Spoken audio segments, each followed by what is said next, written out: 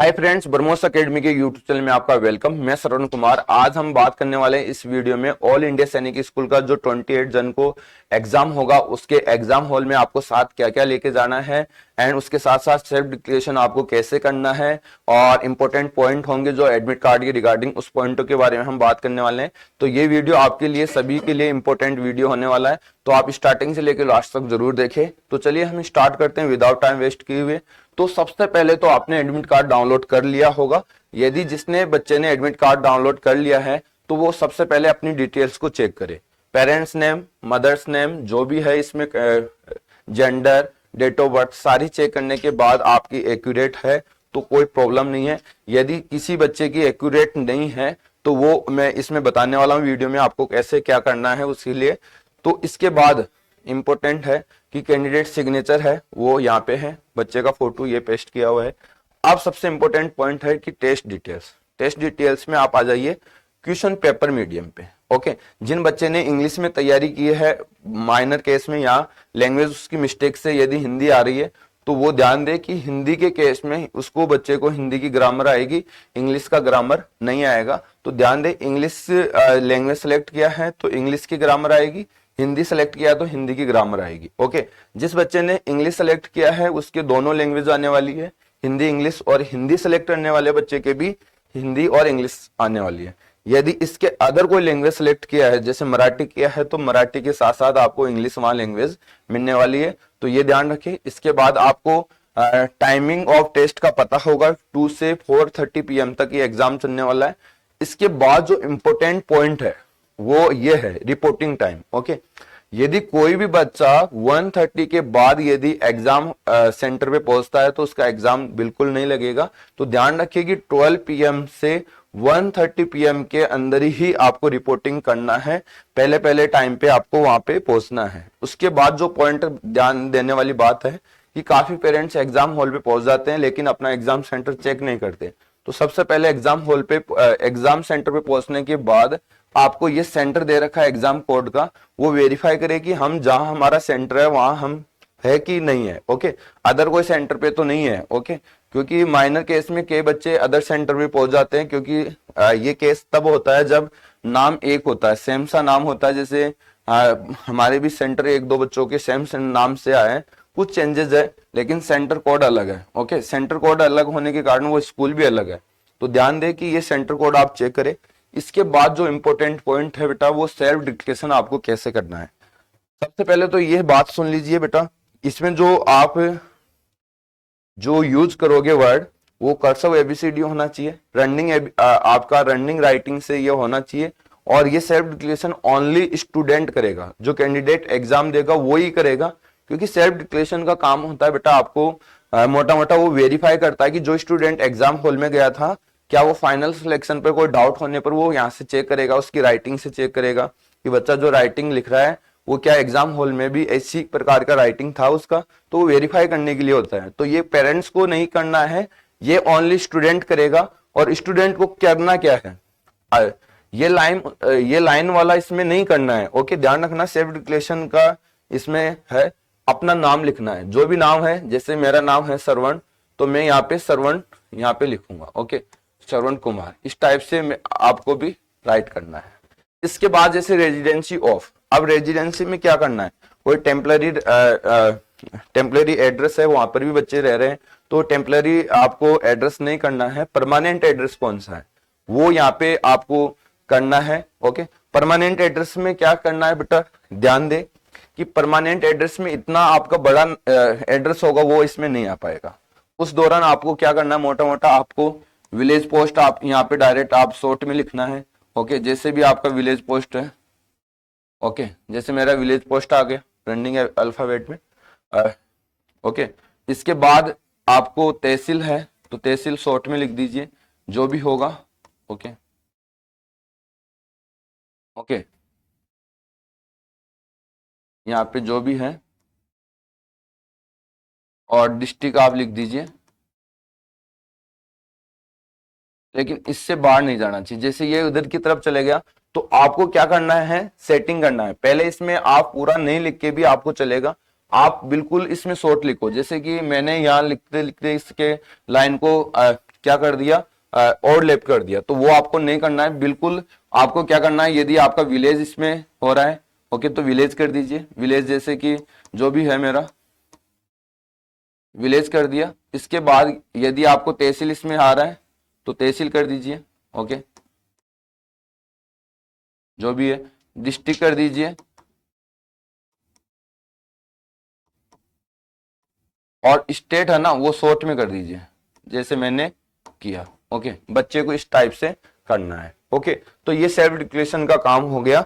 Student के द्वारा alphabet number alphabet capital alphabet में ये नहीं होना चाहिए, ये आपका स्मॉल अल्फाबेट एंड रनिंग में होना चाहिए, ध्यान दे इस बात का।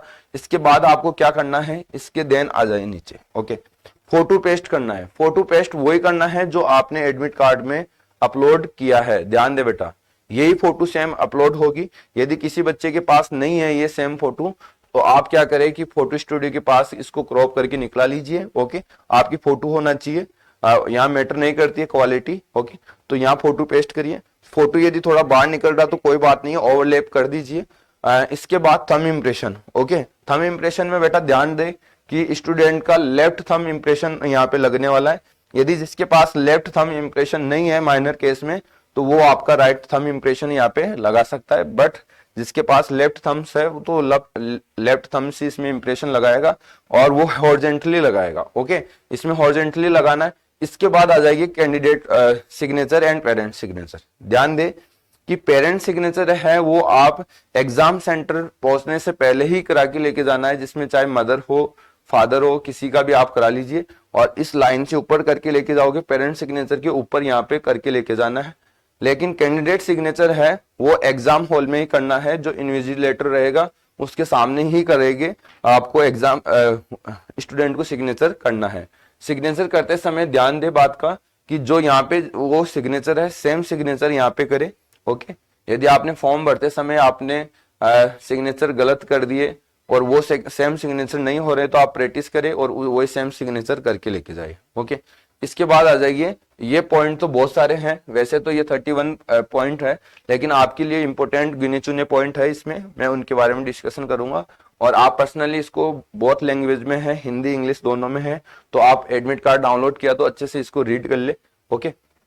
सबसे पहले जिन बच्चों का एडमिट कार्ड डाउनलोड नहीं हो रहा है माइनर केस में, एंड जिन बच्चों के रोल नंबर कुछ भी किसी प्रकार की मिस्टेक है, तो यहाँ पे एक जीमेल दे रखा है एनटीए की ओके। एक आपको हेल्प डेस्क नंबर दे रखा है, हेल्प डेस्क नंबर दे रखा है, और 10 AM से लेके 5 PM तक ओके। आप इन पे कॉल करके अपनी प्रॉब्लम है वो इनको बताइए। यदि आपका कॉल अटेंड किया जाता तो उस कॉल पे बताइए, कॉल अटेंड नहीं हो रहा तो आप जीमेल करें ओके। उसका रिप्लाई का वेट करें, रिप्लाई आने पर आपको कुछ ना कुछ सॉल्यूशन उसका जरूर मिलेगा। इसके बाद जो इंपॉर्टेंट है वो देने बात है कि जो एडमिट कार्ड है बेटा एग्जाम हॉल में आप क्या क्या लेके जाओगे ओके, उसका ध्यान दे।